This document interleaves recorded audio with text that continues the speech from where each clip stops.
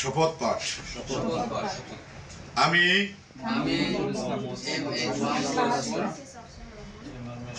এই মর্মে শপথ করিতেছি যে আমার উপর অর্পিত দায়িত্ব আমি যথাযথভাবে পালন করিব। দেশের প্রতি উন্মত্ত থাকিব। দেশ ও মানুষের সেবায় সর্বদা নিজেকে নিয়োজিত রাখিব। কখনো সত্য গোপন করিব না বা মিথ্যা বলিব না। কোনো কিছু গোপন করিব না। সংগঠনের নির্বাহী সদস্য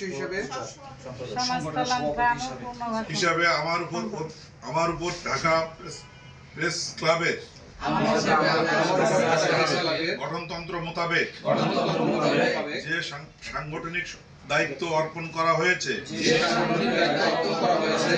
তা যথাযথভাবে পালন করিব। আল্লাহ হাফেজ। সভাপতি আমার পরিচয়। আর এই উপলক্ষে আমি একটু লেট হয়েছে, আমি একটু বাইরে আমার জরুরি একটা মামলা ছিল আজকে শুনানির জন্য, আমি টাইমলি থাকতে পারি না, এই জন্য আমি এক্সট্রিমলি সরি।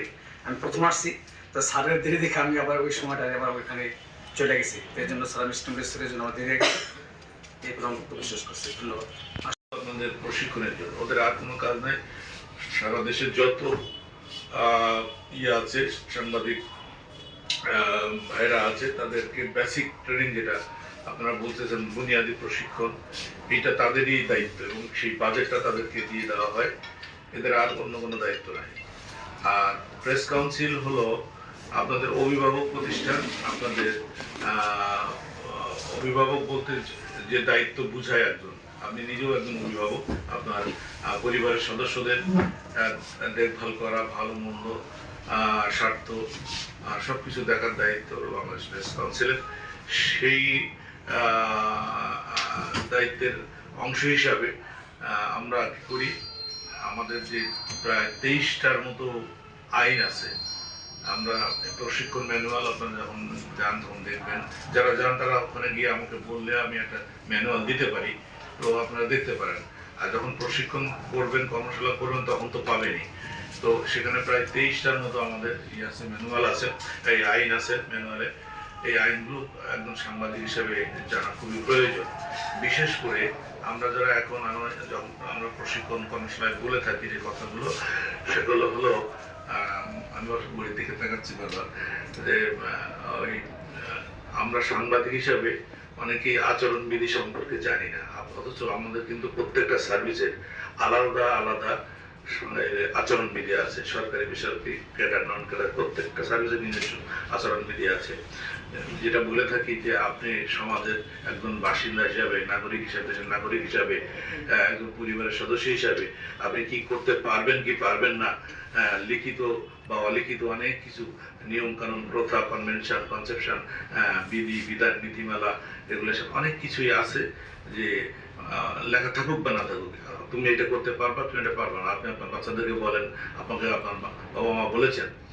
তো সেই জন্য আপনারা এই সাংবাদিক হিসাবে কি করতে পারবেন কি পারবেন না, এটা আচরণবিধি, কন্ট্রাক্টর কোড অফ কন্ডাক্ট আছে। এখানে আমাদের 1993 সালে প্রণীত, 2002 সালে এটা সংশোধিত 25 পয়েন্টের একটা আচরণবিধি আছে। এই সহ আরও বিভিন্ন আইন যেগুলো আপনাদের রিলেটেড, ছাপাখানা আইন, সাইবার ক্রাইম, তারপরে হলো প্রকাশনা ইত্যাদিতে। আমি সবার সংখ্যার জন্য আমি বলতে পারছি না। তো এই জিনিসগুলো আপনাদের জানা খুবই প্রয়োজন। যদি পেশাগত দায়িত্ব পালনে আপনি নিজেকে ডেডিকেটেড মনে করেন, ক্রিয়েটিভিটি করতে চান, সৃষ্টি করতে চান, একজন সাংবাদিক হিসাবে এই পেশাকে আপনি করতে চান, ড্রাইভ করতে চান, আরও উন্নত পর্যায়ে নিয়ে যেতে চান, তাহলে এগুলো জানার বিকল্প নেই। সুতরাং এইগুলো আপনারা এখানে যারা আছেন, যারা ভালোবেসে ইয়েতে আসছেন, এই পেশায় আসছেন, তারা নিজেকে ডেভেলপ করা যায় যেভাবে, সেদিকে মনোনিবেশ করবেন। প্রথমত এখানে যে জিনিসগুলো না বললে নয়, সেটা হলো উনি আমাকে বলেছেন, মতামত দেওয়া হয়েছিল বা মতামত দিয়েছিলেন, এইটা অনগোয়িং প্রসেস, এটা ফাইনাল পর্যায়ে আছে, এটুকুই বলবো। আর আপনারা যারা জানবেন প্রশিক্ষণে আসবেন তখন আরো বিস্তারিত বলা যাবে। আমাদের দেশের আসলে কিছুটা এখানে ইনফর্মাল ওয়েতে আমি কথা বলছি, ডোন্ট টেক ইট আদারওয়াইজ, এটা কোট করবেন না। সেটা হলো আমাদের